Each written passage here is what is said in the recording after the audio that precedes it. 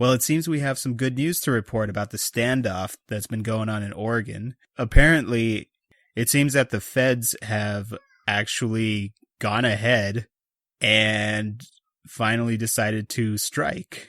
So what happened is, I think this was on Tuesday night, Ammon Bundy and Ryan Bundy, his brother, as well as, I believe, 6 other fellow militia guys, they were headed for a meeting somewhere up in Oregon, I forget where, but it was 70 miles away from the refuge, and that's when the FBI went ahead and intercepted them.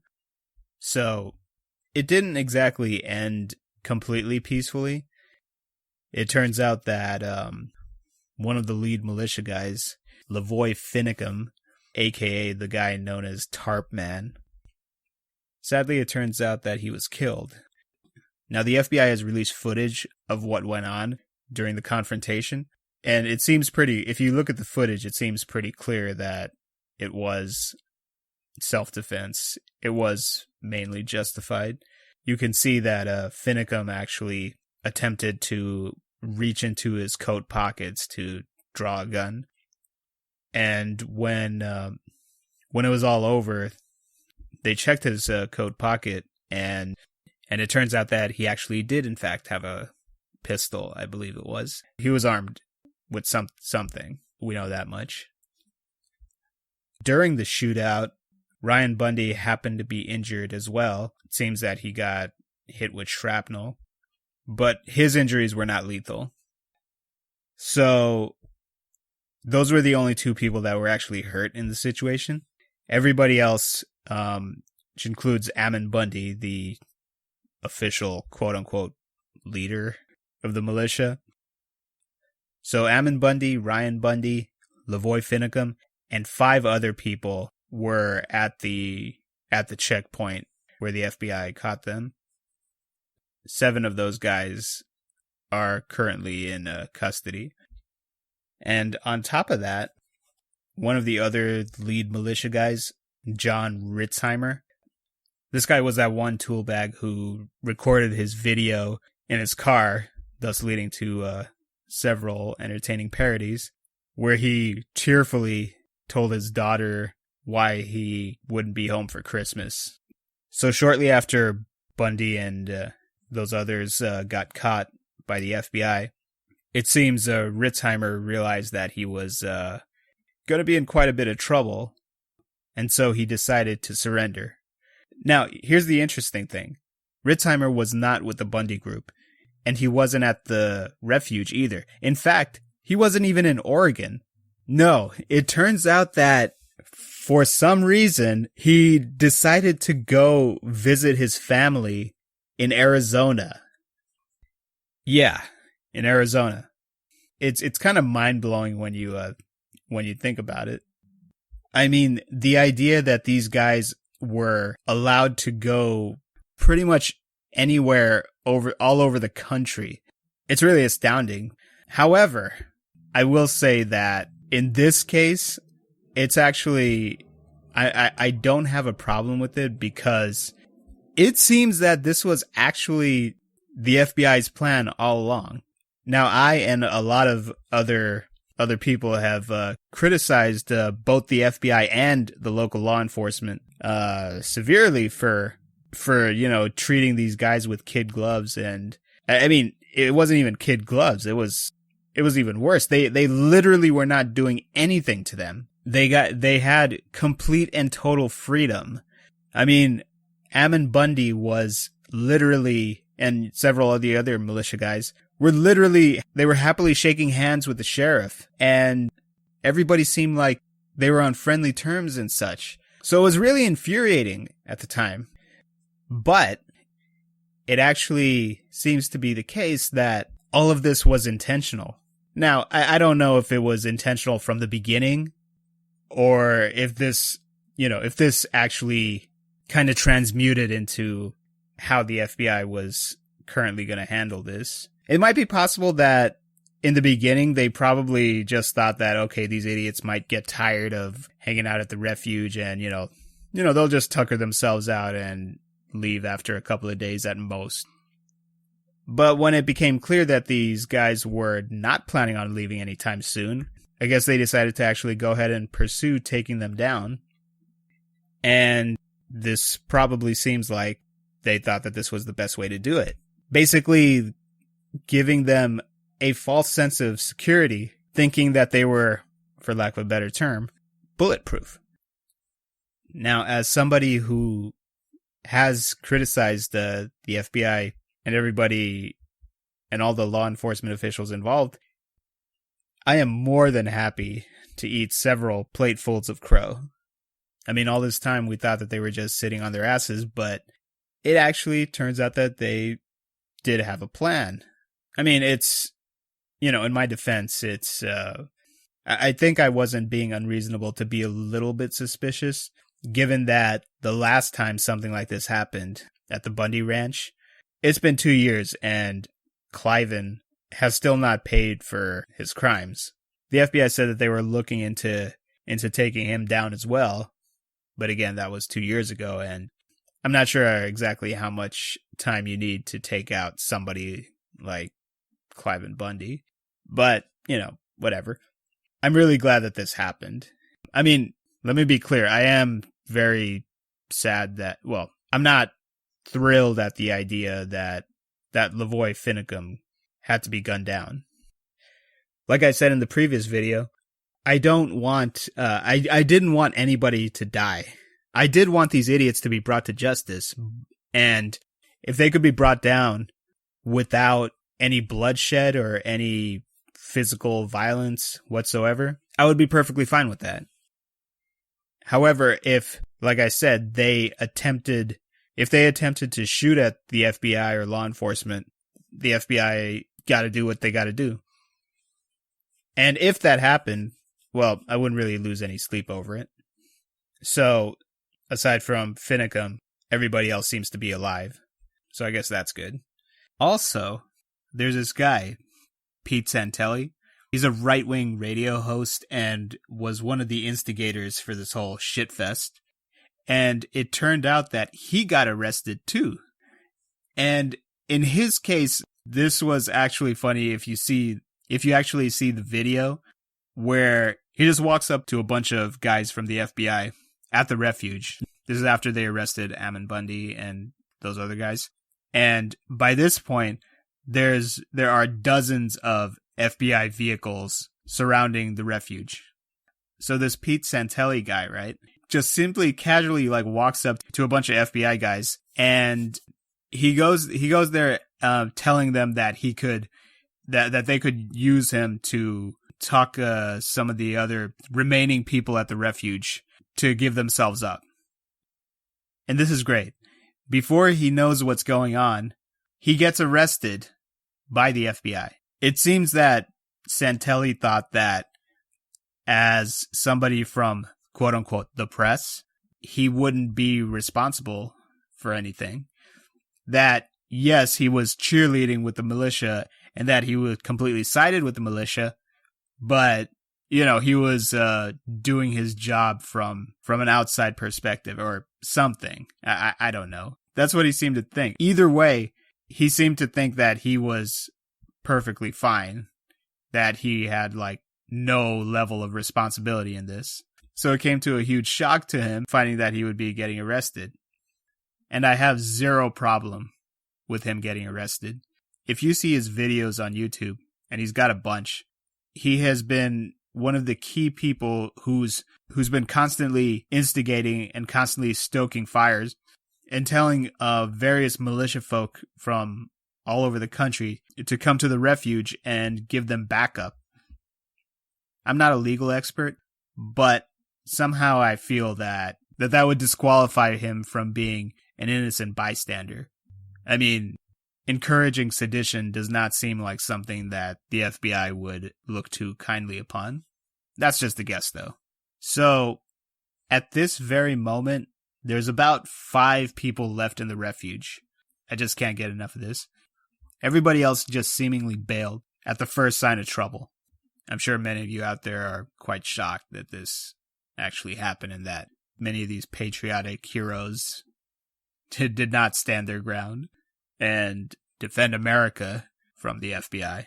I mean, that's just great. They spent every single day since they've been occupying the refuge constantly saying that, they're these big, tough patriots who will do anything, including risking their lives, to defend their right to squat at a bird sanctuary.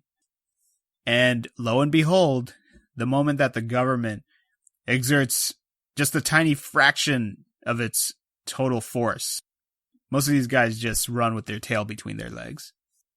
And hey, I don't blame them. I wouldn't want to have a shootout with the FBI either. On the other hand, I don't go around claiming that I'm going to kill law enforcement officials if they interfere with my right to invade any property that belongs to the government, which I feel I should take. It is quite a shame, though. Lavoy Finicum, Tarp Man, he seemed like a true believer, and he did, in the end, he walked the walk. And to see pretty much everybody from the militia just abandon the refuge and also abandon the cause, whatever the hell that was, it just seems kind of messed up, I mean, Tartman gave his life to be a martyr, a wall martyr, thank you, Twitter, and this is how his buddies honor his memory. Yeah, it kind of sucks. But I would hope that other patriots and other sovereign citizens and anybody else involved in these militia movements do take note at what happened and really decide that this is not the kind of thing that's worth dying for.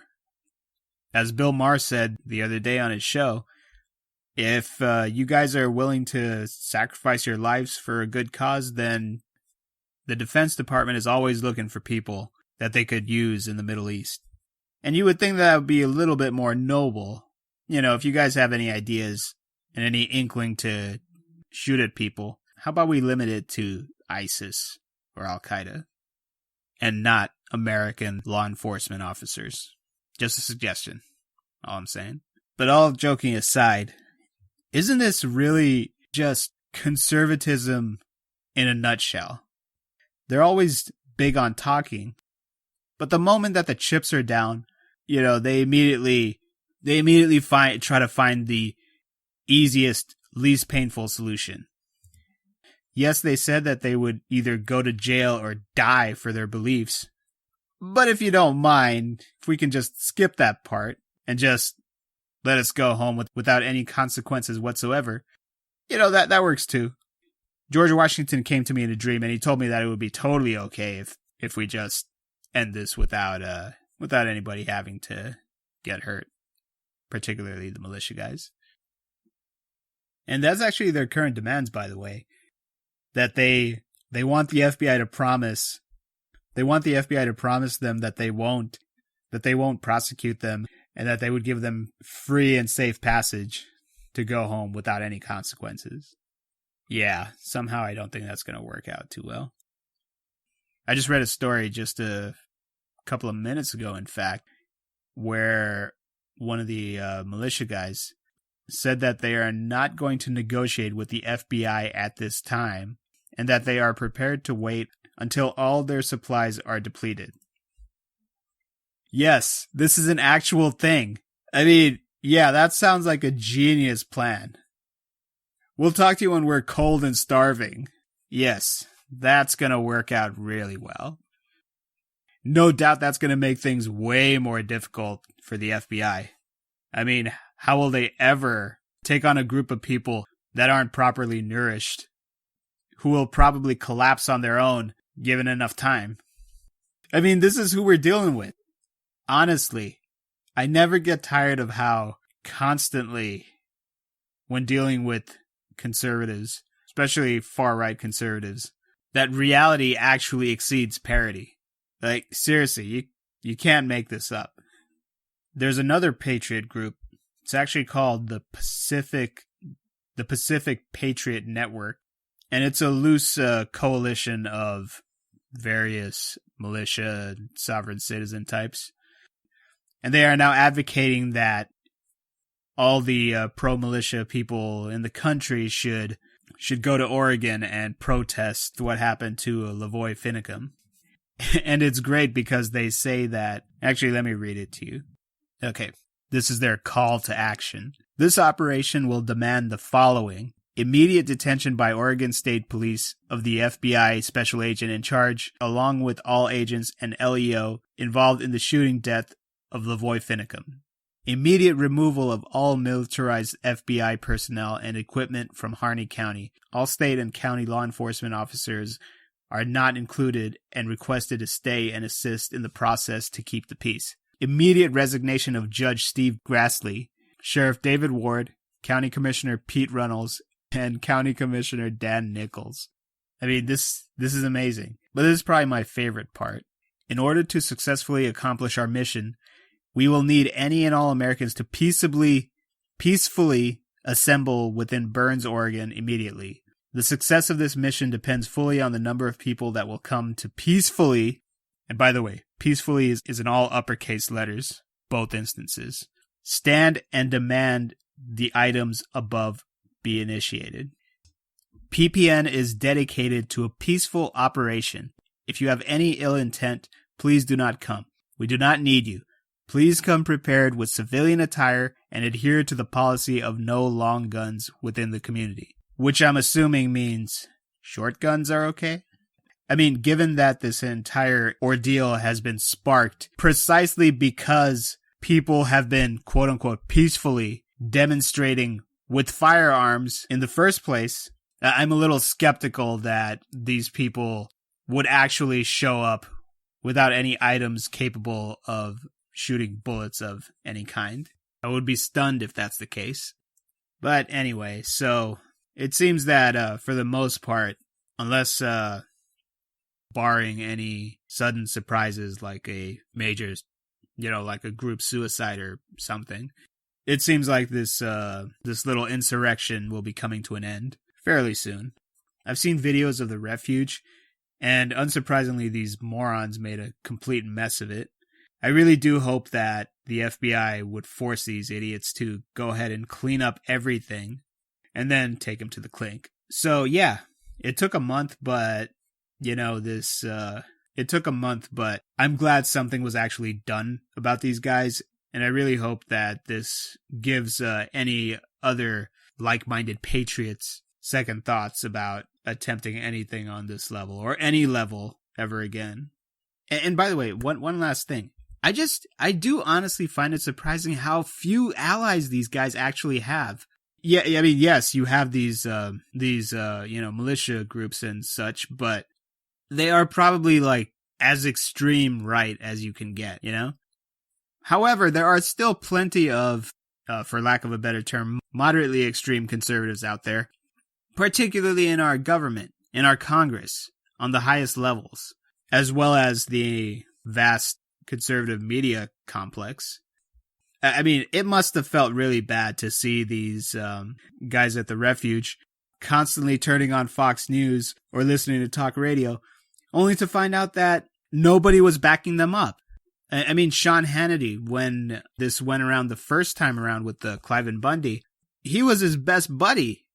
He could not stop interviewing him and having him on his show, constantly talk about him. But now he hasn't made a peep out of this. Fox News and right-wing radio with Rush Limbaugh, they are going out of their way to not have a conversation about these guys. And that's got to feel pretty bad if you're Ammon Bundy or any of his buddies. You turn on Fox News and you expect to see a full-throated defense of these brave patriots standing up to tyranny in the Obama administration, only to find out that there's nothing. There's absolutely nothing. And honestly, that's probably one of the reasons why the FBI probably felt like it could go after these guys. Because unlike before, where everybody was focusing on this and you had virtually the entire right wing back up Cliven Bundy. And again, on every level, this case was different. There was no real defense for these guys. And so I'm guessing the FBI probably felt a bit more comfortable going after them. But yeah, it really sucks for these guys coming to the realization that Sean Hannity, Bill O'Reilly, Glenn Beck, Rush Limbaugh, all these tool bags have forsaken them.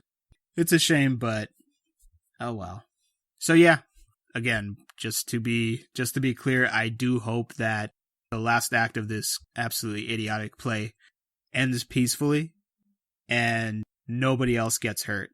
Hopefully we see these guys get put away for a long, long time.